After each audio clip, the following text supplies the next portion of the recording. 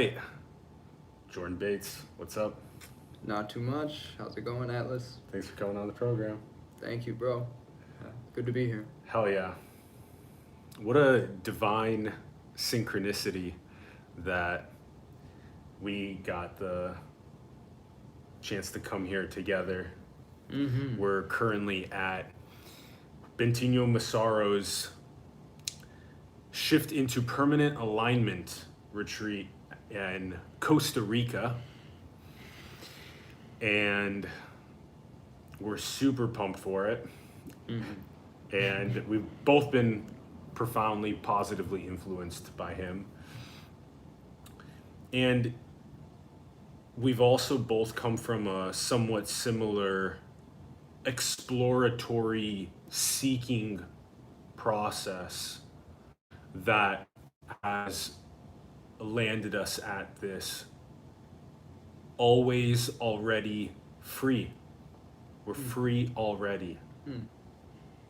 Mm-hmm.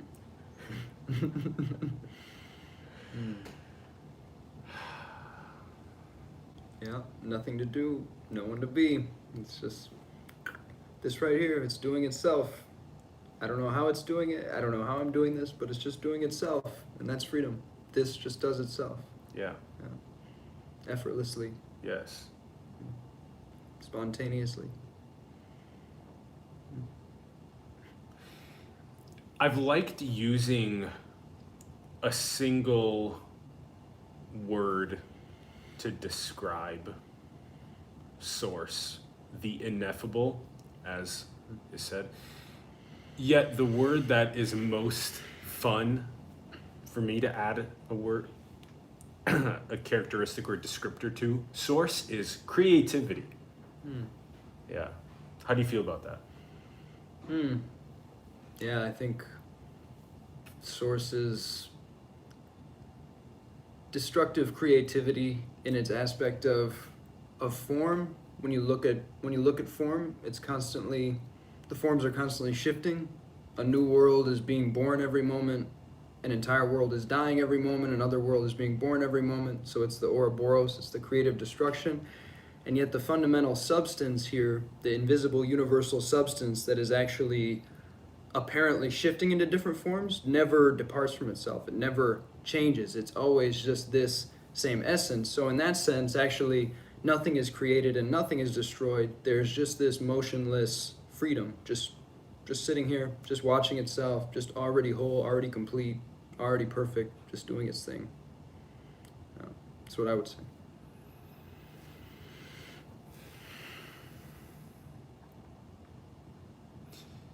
Yeah, I've really appreciated the Sanskrit word Leela, the divine play, for it all. Mm-hmm. I've also really found it interesting as I made that visualization that had the source light refracting through the diamond, that little prism that was described as the awareness that then goes out into the creations, forms, names, 10,000 things. It was cool that you thought that that was somewhat interesting enough to share with some people, and that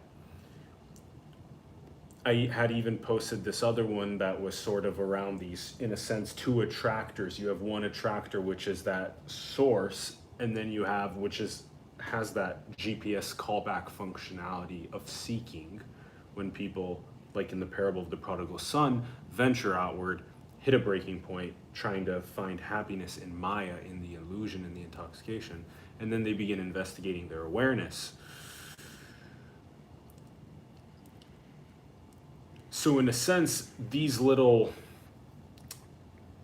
visualizations and explanations of the ineffable, like you just described a moment ago, has been really insightful for myself as well as for other people, sort of comparing maps around. Have I become the witness? Am I at least not absorbed in the thoughts and in the clouds, in the perceptions, in the objects, but am I at least aware of myself as the sky in which they happen, that is eternal?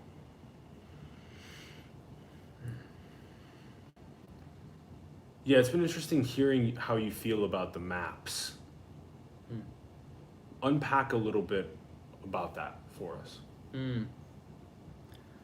Yeah, so I think every map is useful as far as it goes, but at a certain point, you have to kill the Buddha. You have to burn every map. You have to burn every boat that got you to that point, to that particular island on the way.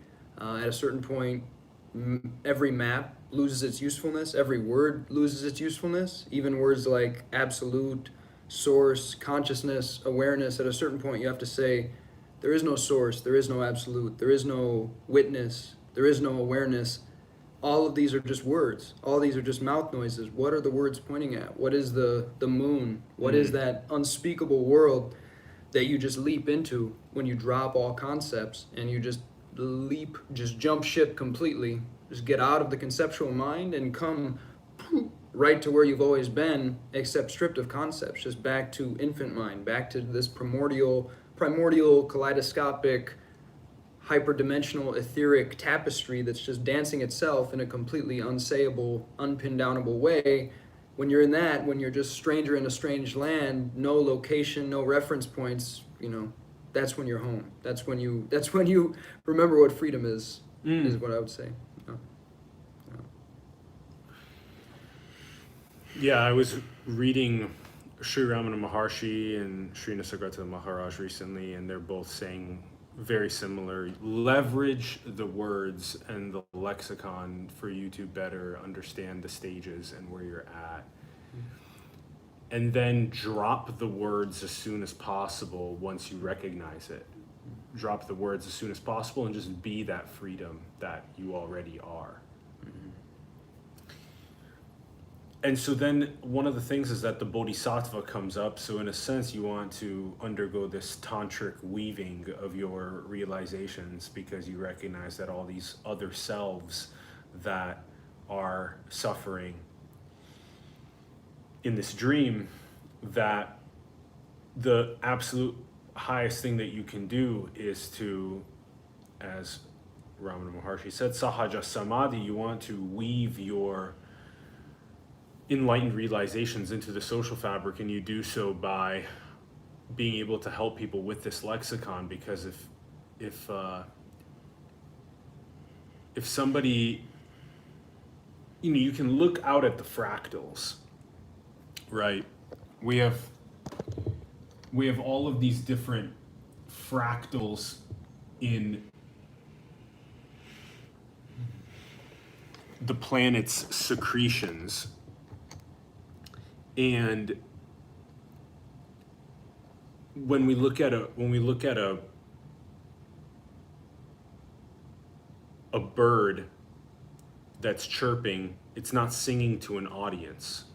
When we look at a flower that's growing, it's not trying to grow. When we look at a caterpillar, it naturally becomes a butterfly metamorphosis. And so we can, in a sense, use these very simple explainers in this whole already free already style pointing that then gets the sort of contracted energy to just release to help people.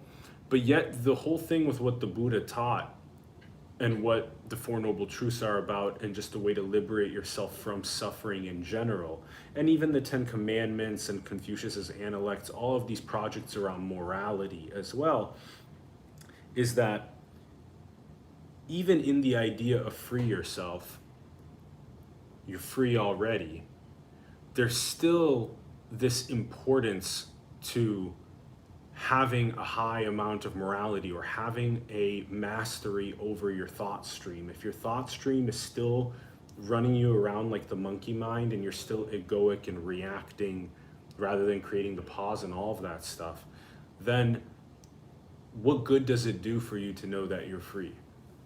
Because you're still a slave to reacting to external stimuli. Yeah, I would say it depends. If a person truly deeply notices that freedom is the case all thoughts are made out of freedom. All thoughts are entirely made out of the absolute, made out of the absolute radiance that is just totally at home with itself, then it really doesn't matter what thoughts are appearing, because you just see that they're not even thoughts actually. The word thought is even an abstraction and a conceptual overlay atop what is happening. What is happening is just radiance dancing in different modalities. You can break it up into modalities. There aren't actually separate modalities. We can say there's the field, the visual field, the thought field, the sound field, the field of touch and taste. These are all actually just aspects on the same continuum, and none of it can actually be said what it is. It's all just the same continuum, and it's all the same absolute radiance, absolute at-homeness. And so if you see that thoughts are made out of that, then you see through thought, and it doesn't really matter which thoughts arise. And it's hard to imagine that you would still really be able to get hooked by too many thoughts if you really see through thoughts to that level. I mean, good point. Still though, the character is going to have some momentum. Just the conditioning of your particular karma, your particular environment and upbringing has a certain momentum. Maybe your past lives, if you subscribe to that sort of understanding, have a certain momentum, and sometimes awakening just blows out like 95% of your conditioning and momentum, and sometimes it blows out 10 to 15%, and you have to spend a lot more, and then you spend a lot more time gradually dissolving the person with all the person's particular idiosyncrasies. But there's nothing wrong with the idiosyncrasies. It's actually fun to just no longer feel like guilt and shame about your character's particular foibles and idiosyncrasies, but instead you just kind of gently and humorously and humbly just observe your character behaving how your character is behaving. Maybe you're having a beer, maybe you're watching porn and jerking off, but maybe you're still awake during that process, and you're just seeing this is just what's happening right now. Awakening is not about changing your behavior in a particular way. It's about relaxing into what already is, this freedom that is already here regardless of what may or may not be happening. It just is the case. Freedom is. And absolutely there's a lot to be said for alignment and for the bodhisattva path, if that type of thing resonates with you. But even more fundamentally than that, most fundamentally is like wake up and realize the freedom that you are. If you feel like trying to be a bodhisattva and give people red pills after that, then that's great. That sounds like an amazing way to spend your time. If you feel like, pulling a Ryokan, the 15th century Zen poet, and just going and being a hermit and like living in your own little shack and writing poetry for the rest of your life, then go do that. Because ultimately, freedom is. All beings are already free. So, it's kind of whatever game your soul wants to play. Just realize what this is, realize what you are, realize you're already free and it's already perfect, and then just play the game you want to play, dance the dance you want to dance, and just enjoy the hell out of it, because that's what we're here to do. Just dance and play and enjoy. That's what I would say. Hi.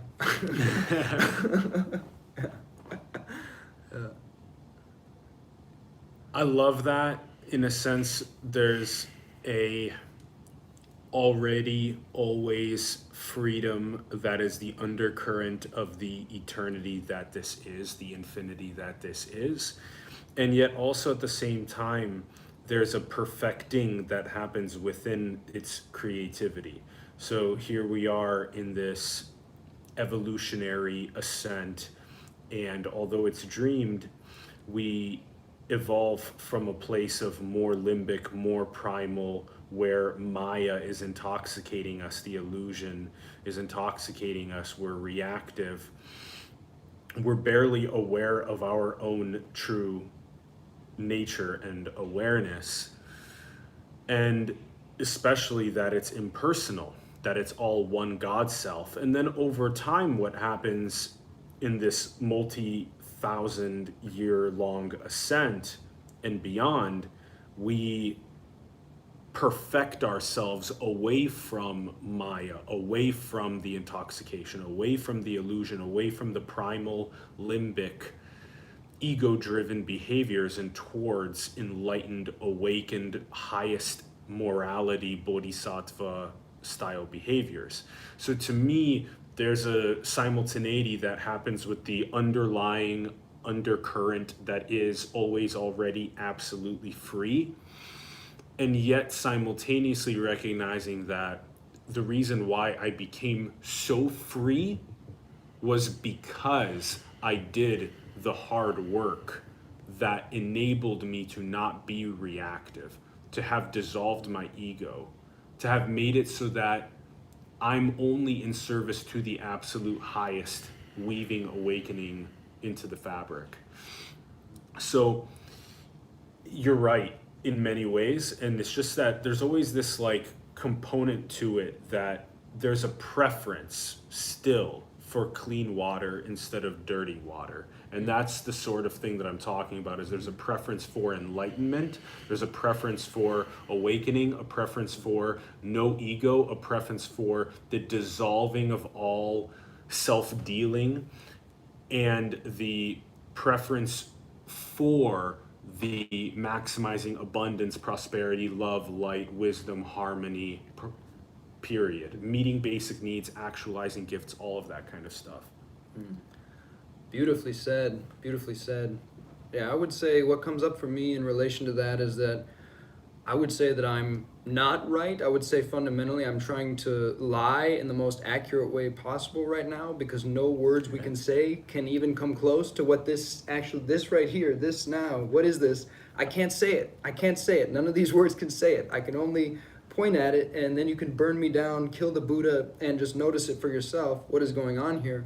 I would say the story you're telling, the story of, forgetting and remembering and going through these deep contractions and then these deep expansions and back into remembrance, deeply resonates. Like I would say that, let's call it a mythology, is one of the mythologies that resonates most deeply with me and that I feel is most generative, most useful at this point in human history, at this stage of the zeitgeist. I can't think of a much more beautiful mythology to put forth of what's happening. Like, we're being summoned back into a golden age, or summoned toward a collective awakening, and there's this gorgeous opportunity we have to remember what we are and to redesign the DNA of civilization based on these awakened understandings of what's happening here. I do still feel, though, that again is ultimately just another story, and I don't actually fundamentally know. I don't even know if we're evolving or devolving. I don't know. I don't know what this is. I don't know what's happening here. I don't know what humanity is. I don't know what the world is. I don't know what beings are. I don't know what any of that stuff is. It's all mysterious, already awake, already free, God nectar, just existing as it is. And in every story, we can tell any beautiful story we want, and every story is true within its own context. Every reality tunnel is true within its own context. It's true as far as it goes, but from the absolute lens, every story involves a very heavy-handed cherry-picking process, where we're cherry-picking different data points and using confirmation bias to say, yes, I see this data point, this pattern, this data point, this pattern, and we're giving ourselves this feedback loop that reinforces our particular narrative, and everyone is involved in this all the time. But the truth is that the number of data points we're cherry picking is just vastly, vastly smaller than the amount of information that's actually happening here. Because even in this moment where I'm apparently talking to you, there are infinite bits of information happening here. I could dial in on this tiny shade of brown over here and say, what's going on with that shade of brown? That doesn't seem to have anything to do with the cosmos, like forgetting what it is and then remembering and going through this crazy evolution process. It just seems to be a little speck of radiance doing its thing, and it's really only our linear storytelling, narrativizing minds that give this impression of a linear narrative that does X or Y, and ultimately there's just this self-awake radiance, just right here now, just already free, already fully at home with itself. And it's like the only thing blocking you from noticing that is just the clouds in front of the sun. The sun is already here. The clouds don't really exist, but they're created by your identification with thought. Your believing that your thoughts are actually saying something real about reality creates the clouds in front of the sun. When you stop believing your thoughts and just drop concepts and just return to pure infant mind, all that's here is just this completely unsayable, kaleidoscopic, already at home awakeness. And That is the absolute. That is God. You are God. It's right here. It's right now. It's not a secret. It's that's the cosmic joke. It's the only thing you've ever seen. It's just right in front of you, right now. Fuck yeah. Yeah. Oh, I love it. Oof. Your focus on pointing to when Rumi says that we go from room to room looking for the diamond necklace that's already around our neck, typically the first things that come to mind in that pointing are to say that we're looking for happiness in what is not awareness. We're looking for happiness in Maya. We're looking for happiness in the intoxicative illusion, seeking peace and happiness that I will extract it from objects and experiences and substances and relationships and all that stuff. And so typically, if we're in that process, especially, we're associating ourselves with our thoughts, with our perceptions, with our layers of identity. I like how Jordan's been using this kaleidoscopic. It's a really good way to explain it because it's very similar to the Mandelbrot fractal as well, the fractaling that happens. And so the kaleidoscopic ness to it is why he gets these layers of identity and I get these layers of identity. But we become enslaved to form. Ego enslaves us to form. And so we, in a sense, shed like an onion those layers of identity off. I'm not my body, I'm not my ethnicity, I'm not my career, I'm not my thoughts, perceptions, objects, experiences, substances, not any of those things. I'm just the pure, bare, empty awareness, that very awakeness right there together, that's impersonal, that we share, that is eternal, and that the appearances of form are endless. They'll never stop. This is what is most transient. What is most transient is these appearances of form, creativity. And yet what's permanent, what stays the same forever, is the very shared eternal agent of awareness itself that is always going to be witnessing the movies that are playing. You are the white source light. Abide as that. Abide as that which makes the witnessing possible. Abide as that which makes perception possible. Abide as that which watches the endless beautiful appearances.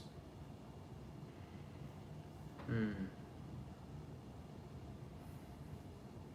beautiful.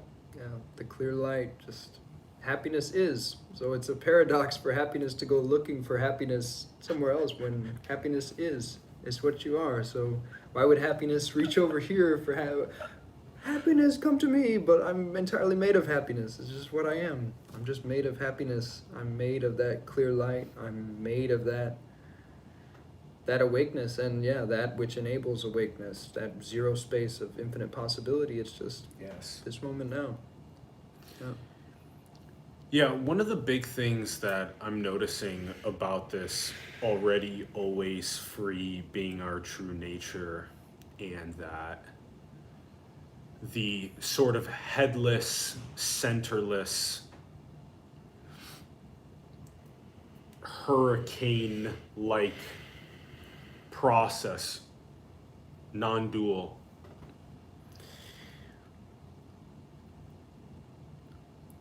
is that it's both perfect and it's perfecting. Happiness is already here, period. Like you said, it is our true nature. Yet, like in the Sufi metaphysics, only the ignorant seek what's already there. Yet, it remains for you to recognize it. So it's like the perfection perfecting. And just like in the happiness one as well, there are still a billion people that don't have access to clean water. And if you're truly an impersonal witness, you know that you are that which experiences through a billion people the lack of the basic need not being met. And that's the sort of perfecting that happens at the same time, which is that we recognize that via that impersonal witnessing. And as that basic need gets met, we entrepreneurially maximize the social fabric's potential. Those basic needs get met, and then those billion people get to flower their unique contribution, their unique gift in this appearance. And so it's been a core to sort of be able to simultaneously hold perfection and perfecting. Because I remember 5 years ago, it doesn't even matter if somebody told me that I'm always already free. I would have no fucking idea what they're talking about, period.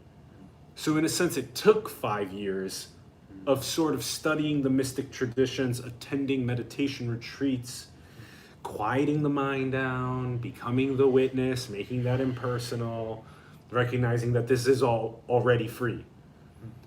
And so that's the sort of perfecting that happens with the already perfect. How do you feel? Mm-hmm. Yeah, beautifully said. Beautifully said. And yeah, eventually when you do remember that it is this always already free and awake perfection, you realize it was that the whole time. Even while it was perfecting and remembering, and when it was apparently not remembering, it was still remembering. Yes. At the same time. It was still perfect. It was still awake. Yeah. That whole time. And what may have seemed like, long decades of human suffering are eventually seen to have just been like a spark in a bonfire, like just a micro drop in an oceanic eternity that just knows no suffering at all. And yeah, it's tricky how we dance between these perspectives of, the apparent absolute versus the apparent relative. In actuality, there is no distinction. The absolute is relative, the relative is absolute, and yet at the same time, yeah, I also deeply resonate as a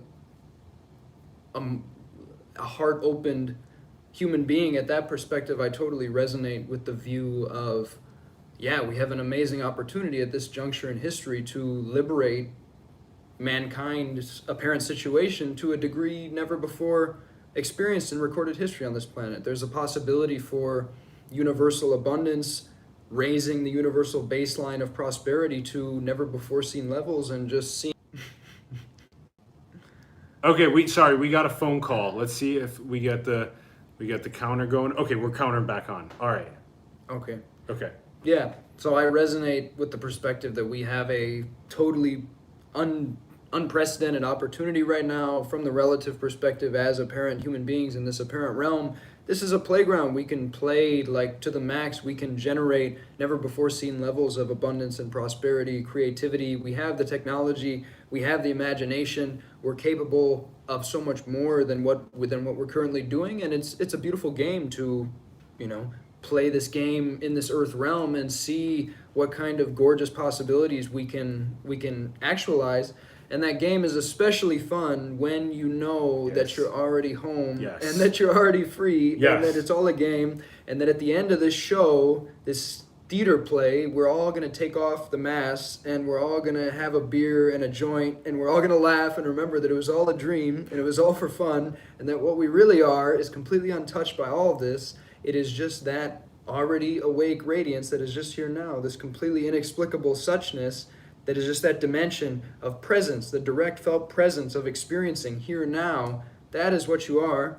And the more you know that and come from that and embody as that in itself has the biggest impact on this apparent human game that we're playing as well. The more you know that, the more you embody that, the more you exist at that level of beingness. Your beingness is the most fundamental thing. All your actions are permeated by your level of beingness, the energy you're operating from, the energy you're coming from. So where you're coming from is most fundamental. What you do is secondary. So the biggest gift that you can give to the world is just to remember what you are.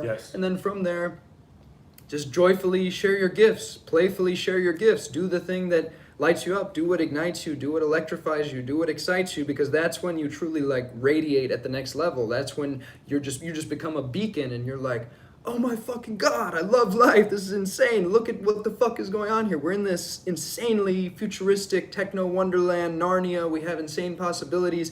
I can just rap and sing and dance and laugh and play. And that's when you really inspire people on the next level to remember that we are joyful creators. What we are is joyful creators. Some of us have forgotten that, and are identifying as victims and as small separate beings, but we are the one joyful creator. We are the one blissful creator of all of this. And creator and creation are not separate. This is the creator, this is the creation, this is the body of God. You are it, and you can do whatever you like. Just have fun. It's fun. It's all for fun.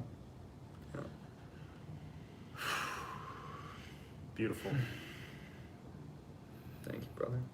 Hell yeah. Nice to meet you today. I know. Wow, we had so many funny non-dual jokes in the car, and we've just been kicking it today. It's been great.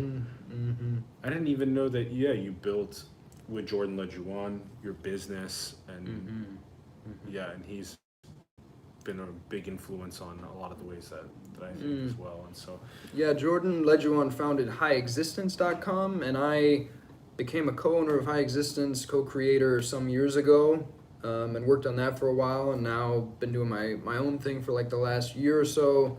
I also had my own blog that whole time, refinethemind.com, and then more recently I'm creating something called Ouroboros. So that's what I'm up to in the 3D. Yeah. And you're hosting in Mexico after this two retreats. So there's some plant medicines and some non-dual teachings. Yeah, having an ayahuasca and bufo and direct non-dual inquiry retreat with also dance and music and rap and fun in Mexico in April, and then having a similar retreat with yahe, which is a close cousin of ayahuasca, basically ayahuasca in the Sequoia tradition, having that in Costa Rica in June. So where can people find that? So if you follow me on Instagram or Twitter at @_Jordan_Bates, or if you go to, from there you can just find my link tree, subscribe to my newsletter if you like, or go to refinethemind.com. You can also find my newsletter. That's probably the best way to go at this point. We'll put the links in the bio below. And then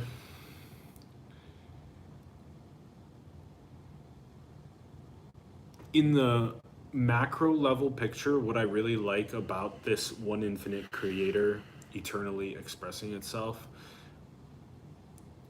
I really like how, as you described, that there's this, Ram Dass talks about it a lot as well, is that, and Eckhart Tolle does as well, is that you basically have to die before you die, and that's your ego death.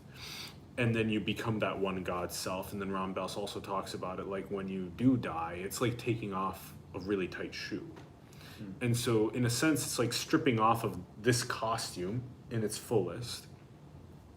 But then what's really interesting is that, as is talked about in the traditions, if you've really achieved nirvana, regardless if you have ended your cycle of births and deaths in this creation, as is taught about in the Law of One by Ra, is that you end up regardless serving as your higher self to all of these other, in this multiverse, all of these other little Jordan Bates characters that are at all of the other lower densities, and you just serve that for a long time. And that then after you played as the Jordan Bates character, as is talked about in the Law of One, it's like the whole creation uses all of what's learned and explored as its passport into the next creation, the next exploration. You get to put on some sort of other costume and identity and layers. All of us do. And that's the soul.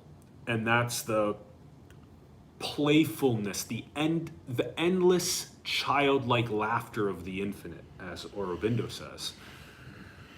And so in a sense, the perfecting process in each one of these creations is you slowly find the well of honey that's under the rock.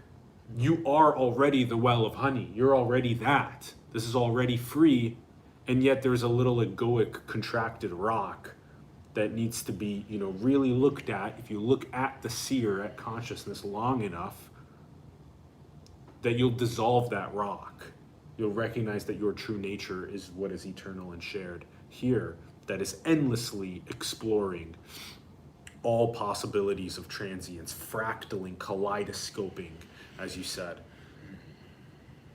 And so that's just been really important, is to know how to Jedi navigate across that. Because I think it's a little bit too easy sometimes to just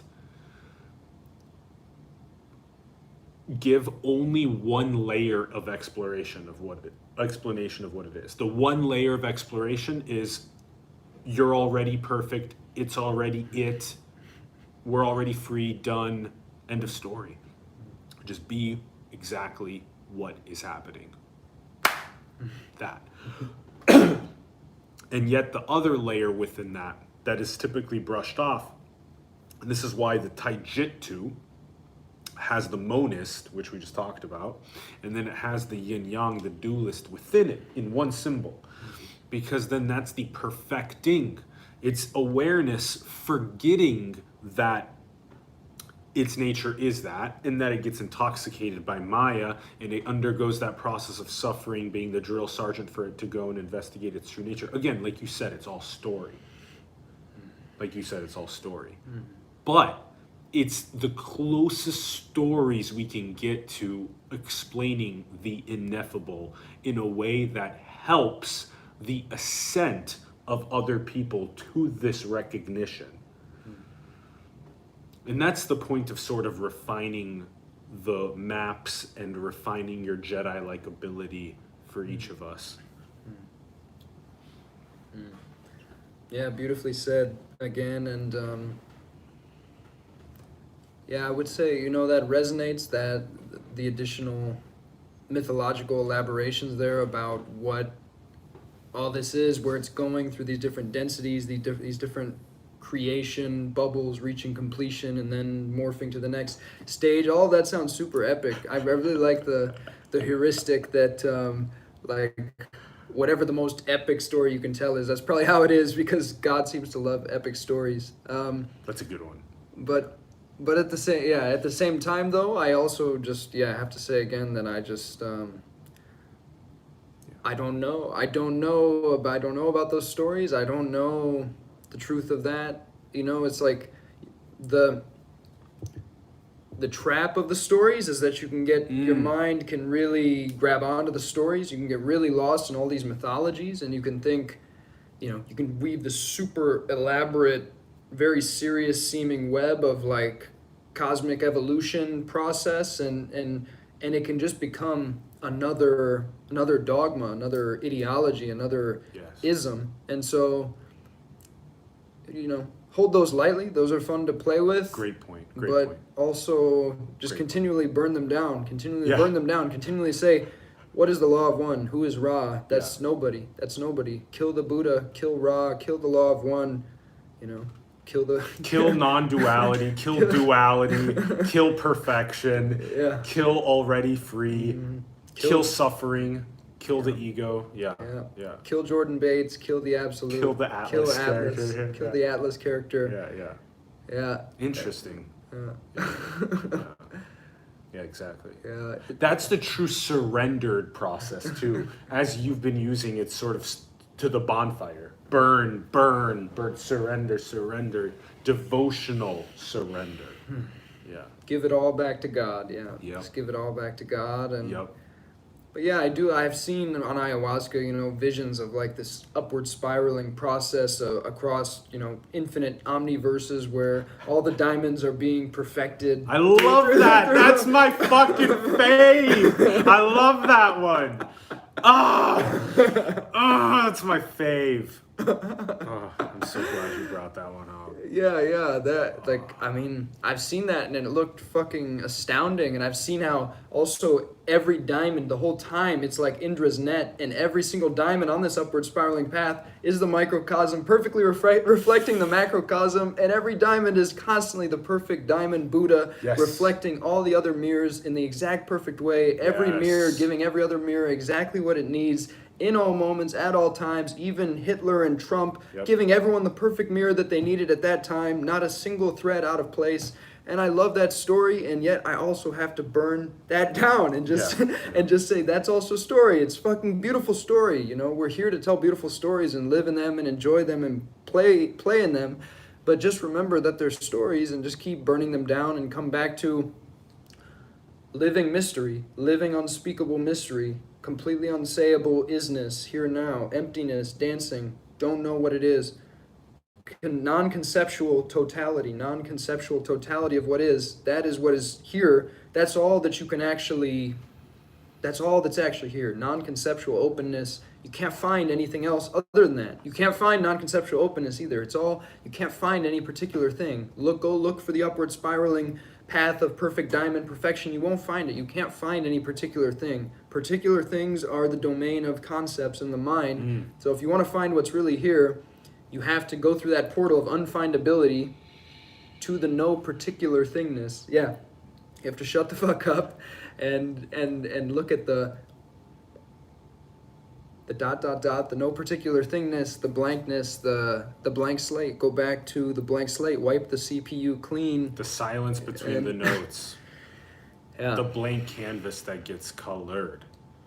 The infinite amount of ways that you can modulate a screen to make movies.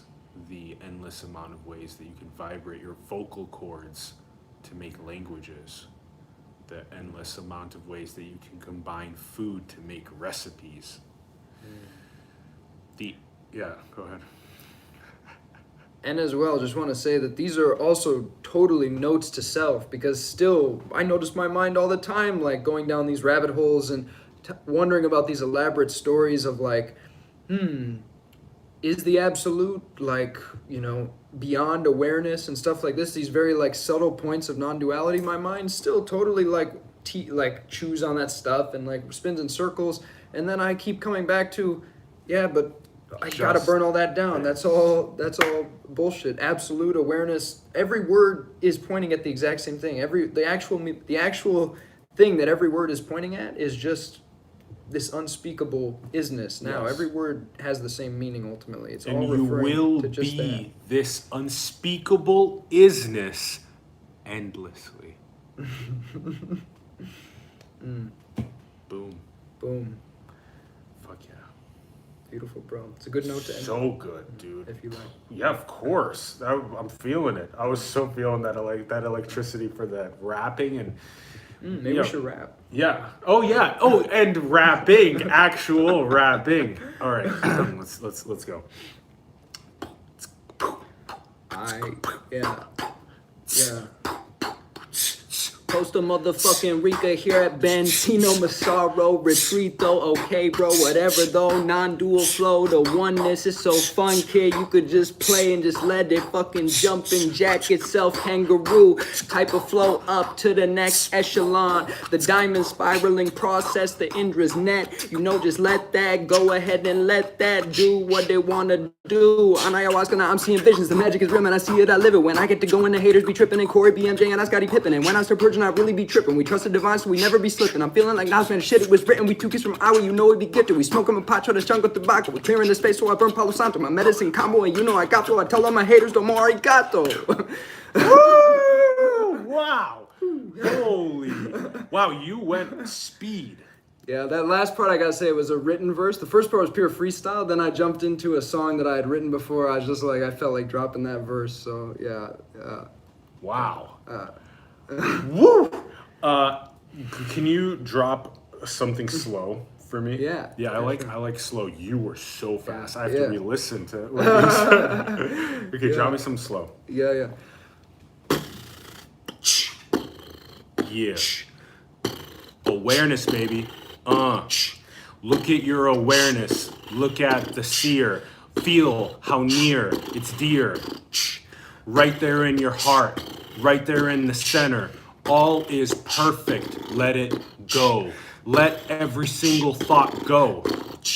Let every single cloud go. You are the eternal sky. Yes, you know you have just forgotten about it. Don't forget it though. Remember it, yo. That is exactly what you are. Moment to moment, your state is peace and happiness, bliss, non-dual whirlwind. You are not even here. It's only freedom. You are not even here. It's only freedom. You are not even here. It's only absolute freedom. Nice, bro. Hell yeah. Beautiful. Love it. So good to meet you, brother. You too.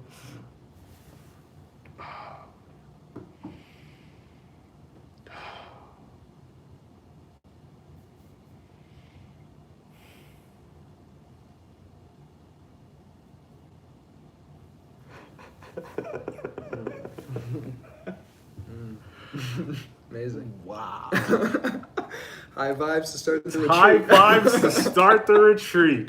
Damn. Yeah, that was so solid. I'm so wow. Awesome. Wow. Okay. Ooh, here we go. Boom. All right, check out the links in the bio below to Jordan's profiles, as well as all the places you can join him on retreats. Check out all those links below. Let us know your thoughts about the episode. We would love to hear from you in the comments below. If the video brought you value, give it a like, subscribe if you haven't, share the video with other people you feel like it could bring value to. We adore you infinitely, already free.